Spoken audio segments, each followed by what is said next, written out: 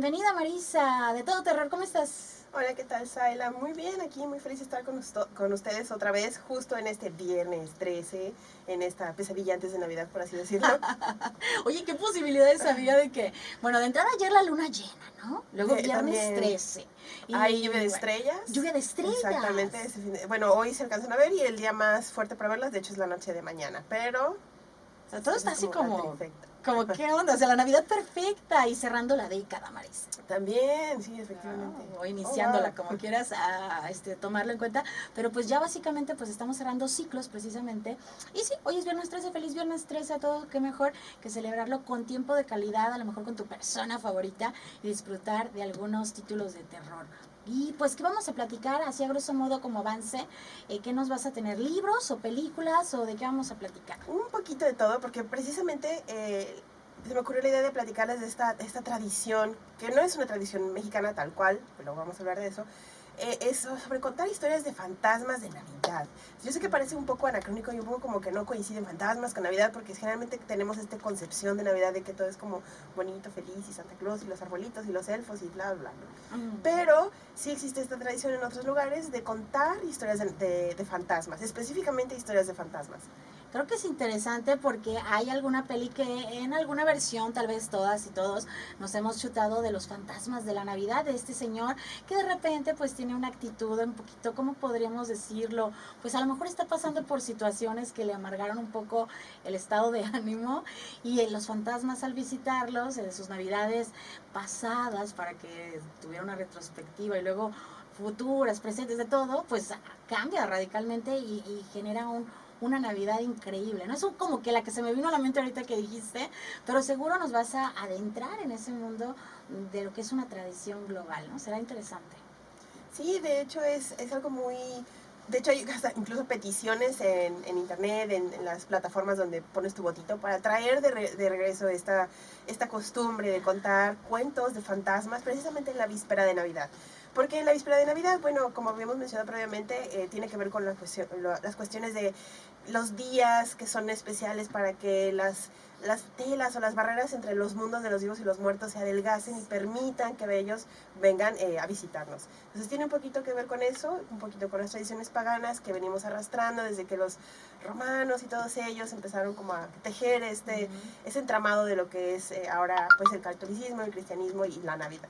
Interesantísimo, así que pues vamos uniendo todas estas partes culturales en las recomendaciones que Marisa nos tiene, justo después de este brevísimo corte, aprovechando para reiterarles que estamos en conexión al aire en Facebook, aquí los leo, inbox, y también estamos en el teléfono a la cabina de operadores 31 39 98. Bueno, nosotros vamos y venimos. De regreso en Tu Cabineo con Saila Jiménez y Marisa Lepe. Estamos cerrando en este viernes con recomendaciones para que te avientes un buen viernes 13, pero decembrino. Decembrino, Marisa, qué padre. Oye, entonces cuéntame esto de la tradición que hay en el mundo de las historias de fantasmas navideños. No es algo nuevo, es algo que viene ya desde hace y que se está retomando con fuerza. Sí, efectivamente, bueno, es una tradición más de tipo europeo, sobre todo en Inglaterra, es un lugar donde se utilizaba mucho, y era contar estas historias de fantasmas en víspera de Navidad, o sea, y tenía que ver no necesariamente 100% con la festividad, pero sí era con esta creencia de que estas son las fechas, igual que por ejemplo con Halloween o Día de Muertos, en las que les es más fácil a los espíritus pasar hacia el mundo de los vivos y visitarnos y darnos pues nuestros merecidos coscorrones o nuestras merecidas recomendaciones o todo lo que eso conlleva. Entonces tiene que ver un poquito con la tradición pagana de Yule y lo que es el solsticio de invierno y todo esto. Entonces era muy común que se contaran historias de fantasmas, digo, tomando en cuenta también que muchos países europeos es como la nieve y todo está muy oscuro, es un poquito deprimente y se presta, bueno, no tanto deprimente, sino que se presta a contar historias de fantasmas, porque incluso muchos escritores cuando están haciendo así la parte emocionante de que se aparece el fantasma, utilizan estas imágenes invernales, las evocan para describir así la mano gélida del esqueleto, se me acercó por la espalda, o sea, todo ese tipo de expresiones vienen como de estas imágenes invernales, de oscuridad y la nieve y el frío, entonces se presta perfectamente lo que es la época. Yo sé que parece un poco extraño, porque generalmente, más recientemente estamos acostumbrados a esta versión de la Navidad, que es como todo feliz, todo lucecitas brillantes, hay brillantina, hay esferitas, hay regalos, hay fiestas y todo esto, pero también está esta otra contraparte que me parece muy interesante. Pero fíjate que pensando como en mi rol de mamá, papá, o sea, los padres de familia, y situándome en esta parte de la cultura, en este caso dentro de la cultura global, la parte pues más gélida de nuestro planeta, imagínate, hay lugares donde ya despidieron al sol y no vuelve hasta dentro de no sé cuántos, 3, 4 meses. Al menos un mes. Al menos, ¿no? Al menos Mínimo, un mes. un mes. Y bueno, pues se pasan así los días y noches oscuros, lugares cercanos a Alaska, por ejemplo, y cosas así. O hay lugares tan cercanos todavía aquí a nuestra región mexicana, por ejemplo, en California, ya en estos tiempos a las 5 de la tarde es de noche, a las 5 de la tarde. Entonces imagínate, la dinámica de los papás es estar en casita, cobijados o buscando tener el calor de hogar. ¿Qué hago con mis hijos, Dios mío? Les cuento historias. También esa es una historia de terror por sí misma. Esa, para nosotros como padres, exactamente, Marisa, es una historia de terror. ¿Qué hago, Dios mío? Para que estén tal vez con nosotros y logremos la integración. Y bueno, nos sirve como un recurso, como papás o como familia, a lo mejor dependiendo de la historia. Ya ves que Marisa siempre nos platica, de acuerdo a ciertos grupos de edades, las posibilidades. Hay un mundo de posibilidades, pero sí sirve muchísimo retomar esto también. A lo mejor no tenemos el clima gélido, Marisa, pero sí tenemos la necesidad de conectar con nuestros hijos con algo que de repente les llame la atención. Y ya muchos niños y niñas no se compran el cuento de la cosita tierna, dulce, de la patita con lunares de bolitas o a lo mejor la estrellita y cositas así, salvo que sean muy preescolares, ¿no? Ya de repente los infantes de cierta edad quieren un poquito más, y luego como papás, a veces como ya no tenemos el argumento, nos empezamos a despegar de nuestros hijos. Cuando acordamos, ya son adolescentes y nos despegamos un buen, y entonces la brecha de comunicación se vuelve amplia. A través de recursos como estos, que es la literatura o algunas películas de acuerdo a los rangos de edades, podríamos también acercarnos, ¿no? O sea, yo me imagino que ese era el móvil de la tradición,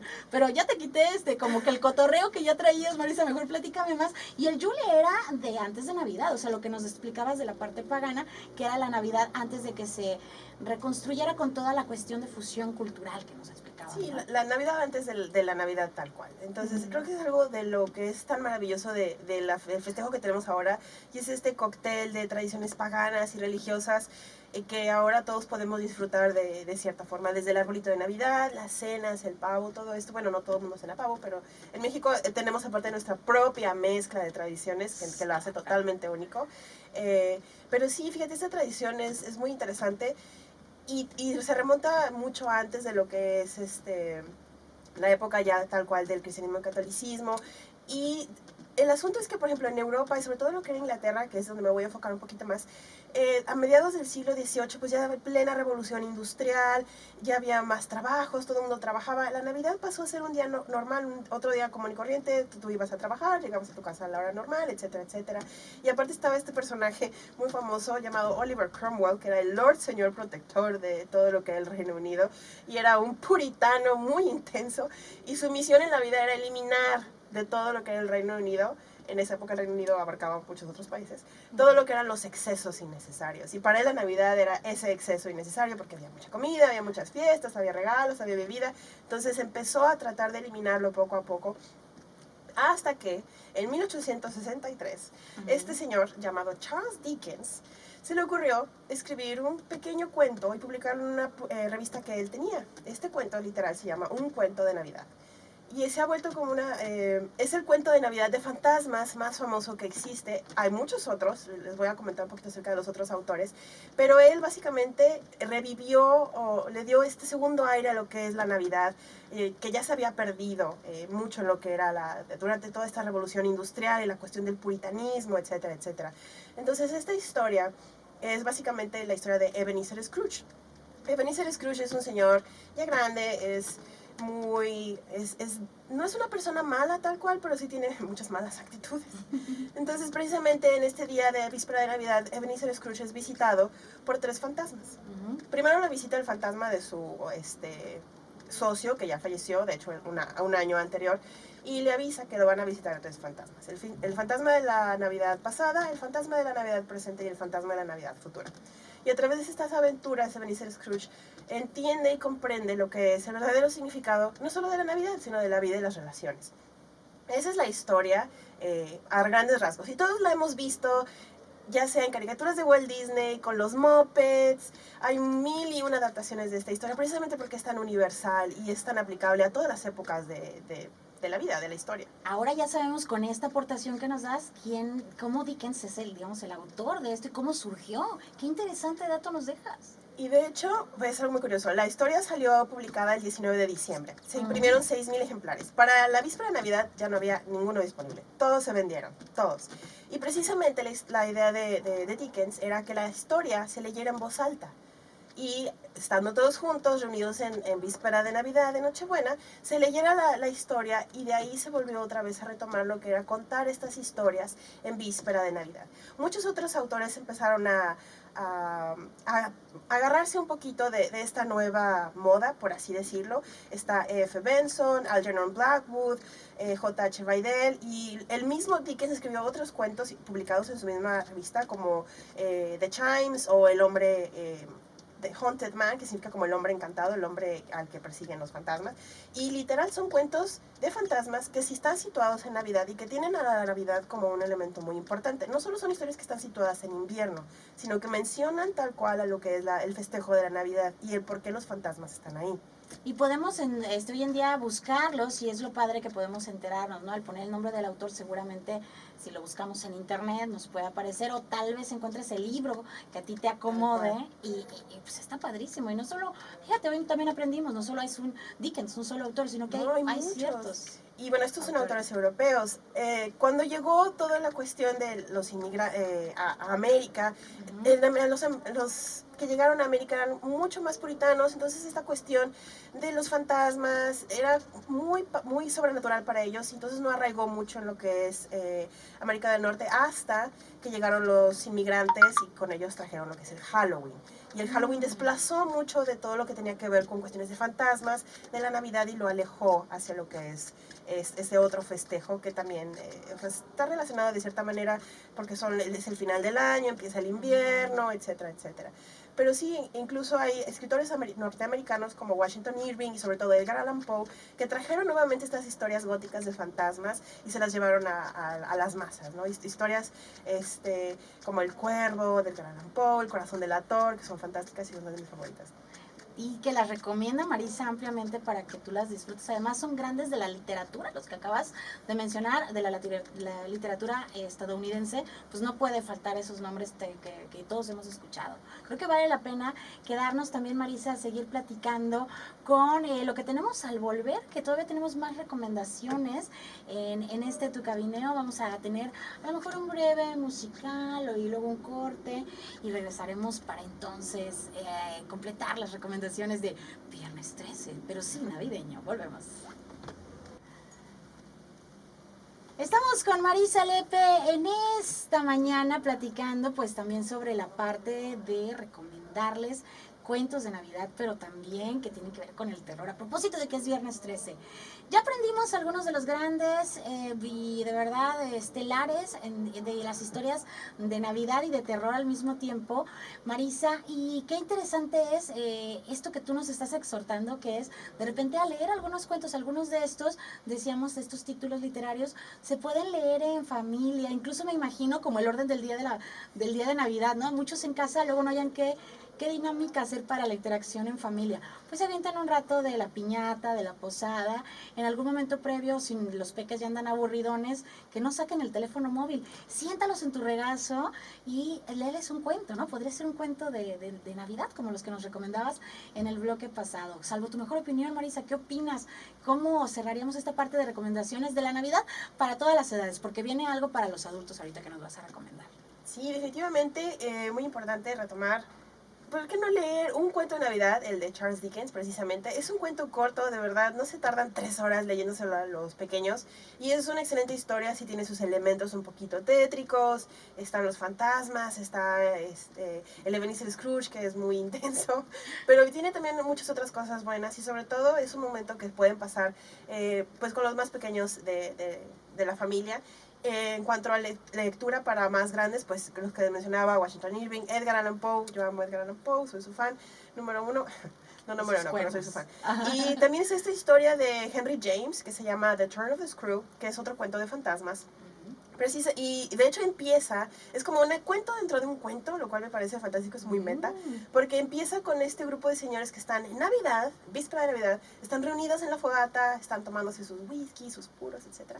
Y empiezan a prepararse, a contarse historias de terror los unos a los otros, historias de fantasmas. Y esta historia de fantasmas, precisamente The Turn of the Screw, el próximo año va a ser convertida en una nueva adaptación por Netflix, como la segunda parte de lo que fue la serie de The Haunting of Hill House, solo que ahora va a ser en la casa donde ocurre esta historia de fantasmas, que se llama Blythe Manor.